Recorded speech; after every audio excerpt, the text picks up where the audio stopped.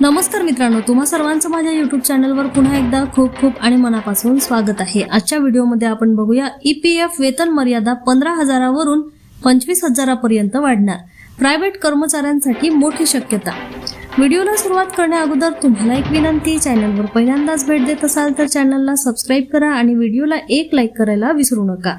चला तर मग सुरू करूया आजच्या व्हिडिओला। EPF संदर्भात प्रायव्हेट क्षेत्रातील कर्मचाऱ्यांसाठी एक महत्त्वाची बातमी समोर येत आहे। केंद्र सरकार कर्मचारी भविष्य निधी योजनेत मोठा बदल करण्याच्या तयारीत असल्याची चर्चा सध्या सुरू आहे। विविध मीडिया रिपोर्ट्सनुसार EPF साठी असलेली सध्याची वेतन मर्यादा ₹15,000 वरून वाढवून ₹25,000 करण्याचा प्रस्ताव विचाराधीन आहे। मात्र याबाबत सरकारकडून अद्याप कोणतीही अधिकृत घोषणा किंवा अधिसूचना जारी करण्यात आलेली नाही। त्यामुळे हा प्रस्ताव सध्या प्राथमिक स्तरावर असल्याचे मानले जात आहे। EPF वेतन मर्यादा वाढवण्याचा अर्थ काय? सध्या लागू असलेल्या नियमानुसार ज्या कर्मचाऱ्यांचा मासिक पगार, मूळ वेतन आणि महागाई भत्ता मिळून 15,000 पर्यंत आहे त्यांना EPF मध्ये सहभागी होणे बंधनकारक आहे।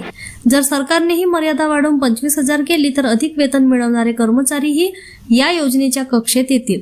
याचा थेट अर्थ असा होतो की 25,000 पर्यंत पगार असणाऱ्या कर्मचाऱ्यांसाठी EPF सदस्यत्व अनिवार्य होईल आणि त्यामुळे अधिक लोकांना निवृत्तीच्या दृष्टीने सुरक्षा मिळेल। सध्याची स्थिती आणि नियम।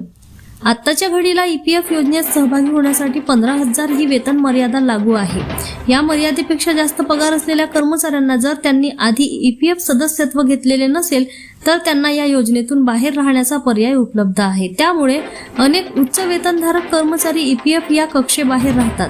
हीच बाब लक्षात घेऊन सरकार अधिकाधिक कर्मचाऱ्यांना सामाजिक सुरक्षा कवचाखाली आणण्याचा विचार करत असल्याचे संकेत मिळत आहे।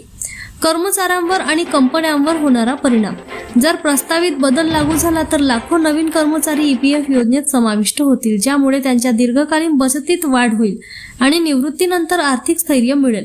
त्याचबरोबर नियोक्त्यांनाही कर्मचाऱ्यांच्या EPF खात्यात अधिक योगदान द्यावे लागेल, ज्यामुळे कंपन्यांच्या खर्चात वाढ होण्याची शक्यता आहे।